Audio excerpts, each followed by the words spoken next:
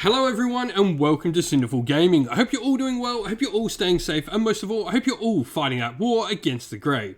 Today's video, we're going to talk start collecting Warhammer 40,000, and today we're going to take a look at the Combat Patrol Adeptus Mechanicus box set and see how we can use this box set to start a Warhammer 40k army.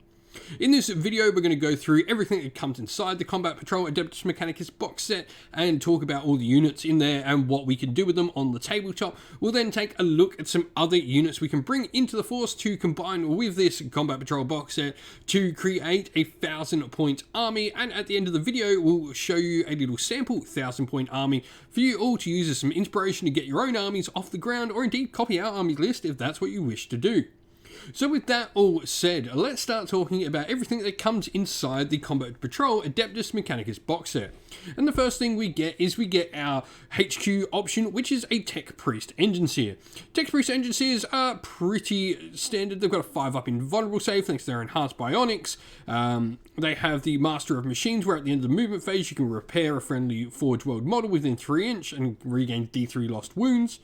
Brotherhood of the Cog is pretty cool, where if your army includes any Tech Priest Dominus or Tech Priest Manifest, you can include these engine seers without taking up a slot.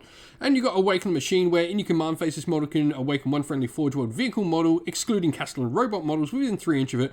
And until the start of your next command phase, each time a model makes an attack, the attack one of a hit, you can only awaken one model per turn. On top of that, we have a vehicle to go alongside this model, which is going to give us some extra stuff and really allow us to get that +1 to hit that he's going to provide to a vehicle. That vehicle is the Onager Dune Crawler that you can see at the front left. It's got a couple of cool options. First of all, it does have its own 5-up invulnerable save, and it has quite a few different weapon options.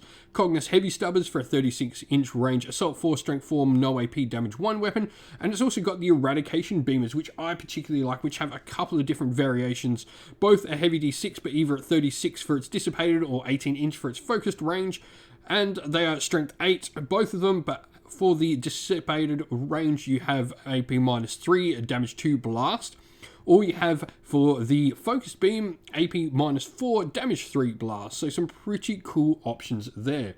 You also have the broad spectrum data tether, where in the command phase you can select a friendly Skitarii core unit within 6 inch and add one to their leadership thanks to this model as well.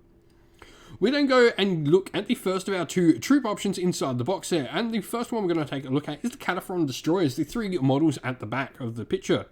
They have a 6-up invulnerable save, which is really nice, and track mobility means they can move through walls, groters, foliage, and terrain features with the breachable terrain trait without impediment, which is pretty cool. And they've got a nice stat line. Weapon skill, but a skill 4+ is nothing to write home about, but strength, toughness 5, 3 wounds, and 3 attacks, and a 3-up save is all pretty solid.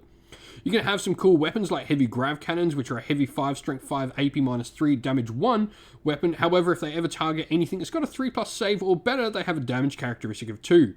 Phosphor blasters are their secondary armament standard, and they are rapid fire, strength 5, AP -1, damage 1, and each time an attack is made with this weapon, the target does not receive the benefits of dense cover against the attack.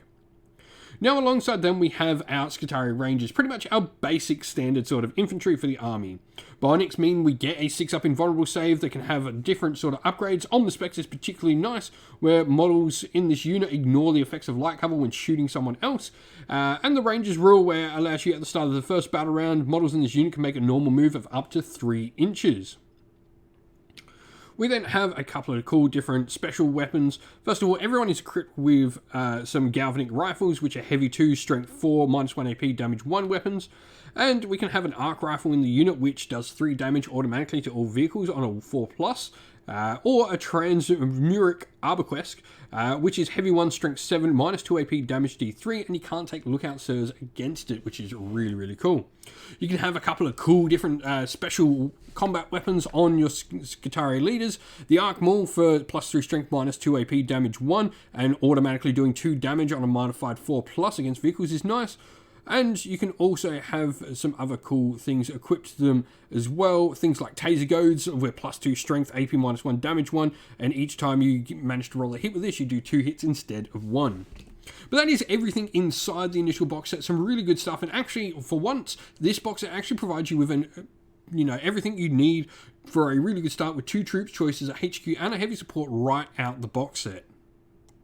But looking now at some other units we can bring into the force, and we're going to look at a HQ option first, which I think is a good addition to any Skitarii force, especially if you've got lots of Skitarii core units, and that is a Skitarii Marshal.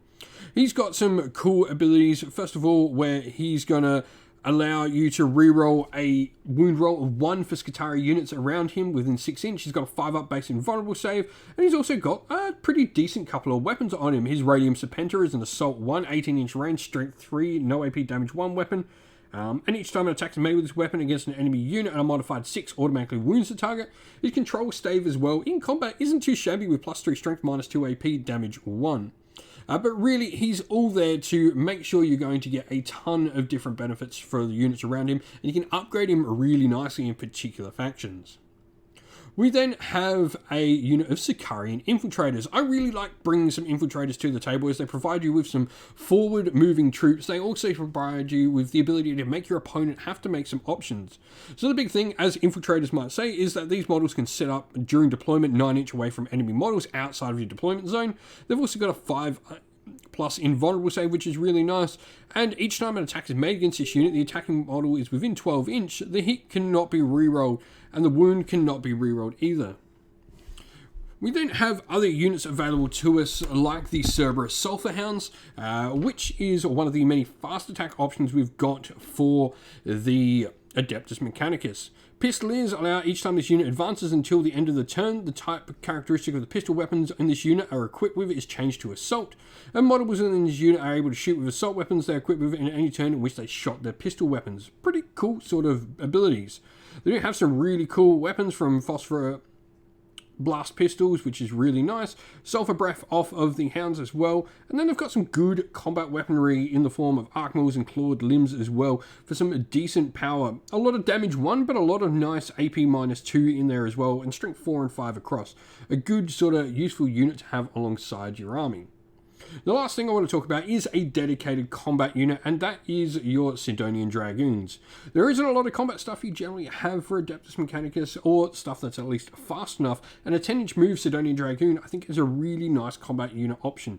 You can equip them with Phosphor Serpentors, which are Assault 1, Strength 5, -AP, damage 1 shooting attack, but their Taser Lancers are really where they come into, with +3 strength, -2 AP, damage 2, and each time an attack is made with this weapon, a modified hit roll of a 6 scores 2 additional hits.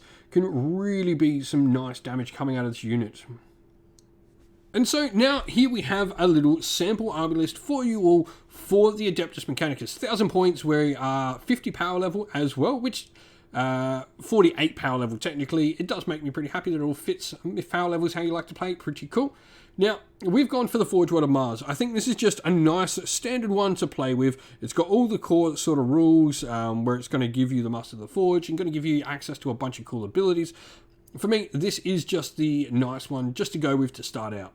Now we've gone for our Skitarii Marshal, who's going to be our Warlord. He's got Exemplar's Eternity as the relic, which can only be put on to a Skitarii Marshal. What this does is allows him to reroll hit rolls of 1 and wound rolls of 1 from his aura ability. His Warlord trait, Panegyric Possession, allows him to pick 2 of the dogmas that we're using in the army and use a different one for him and a unit nearby that's different to the one being used for the army, which is pretty cool.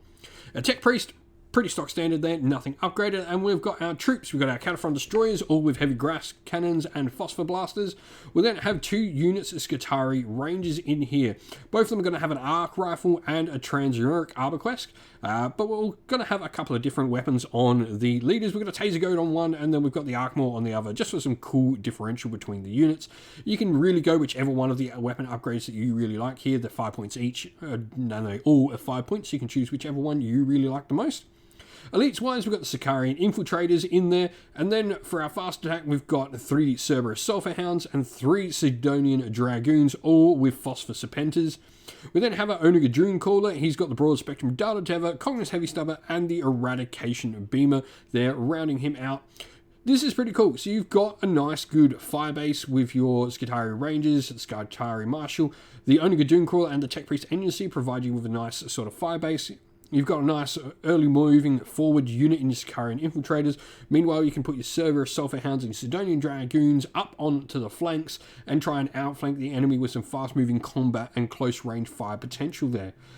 Some pretty nice stuff and a very diverse sort of Adeptus Mechanicus army that can really play in all the game. You've got Cataphron Destroyers as well, which are going to be able to play some heavy support, marine killing job for your army. If your marines are sort of starting to fill up the board too much, your Cataphron Destroyers can really take them out with those heavy grav cannons. But if you've been playing Adeptus Mechanicus in 40k, let us know how you've been going, what you've been doing, and how you would build out of the initial box set from the Combat Patrol. And so that is the end of the video. Thank you all for watching. If you enjoyed it, please don't forget to leave a like and subscribe to the channel, and also drop a comment down below and let us know what you enjoyed about the video. If you'd like to come chat more with me and other members of our little community here at Sinful Gaming, you can do so by following the link in the video's description to our Discord server. And if you'd like to help support the channel in another way, you can do so either by Patreon or YouTube members, or going to our Ko-fi store and purchasing some dice or some other merch we've got on there, all of which are linked down in the description of the video as well. Lastly, as a special thank you to our Patreons and YouTube members, we'd like to give them all a shout out. So, a shout out to our Patreons: Christian Weir, James Soren, Greenskins Gaming, AJC, Kenny Lowell, Outer and Shot First, Andrew Bowen, Nathan Fee, The Rising Ape, Q Dynamic, Agu, Anthony B, Anton Nilsson, JJ Austrian, Average Wargamer, Domir, Mark Harvey, James Cater, Dynet226, and Derek. And a special shout out as well to our YouTube members: Green Roots Gaming, Kenton Young, Chris Wallace, Ronya, Vinny, Lockloric, the Johnny84, David Ellsworth, Revenar, Wolfric Nick, Broken Chef, Ariana Edwards, Sean Scott, Pink Nico Fire, and Robin Mankiller. Lastly, a special thanks to Lady Wixfox Art, who does all the amazing artwork for the channel, and to Xmorphic, who does amazing work and has helped us greatly in getting the Discord server set up. Thank you all for watching once again, everyone. Don't forget to like and subscribe once again. Stay safe, stay well, and most of all, keep fighting that war against the grey. Ciao for now.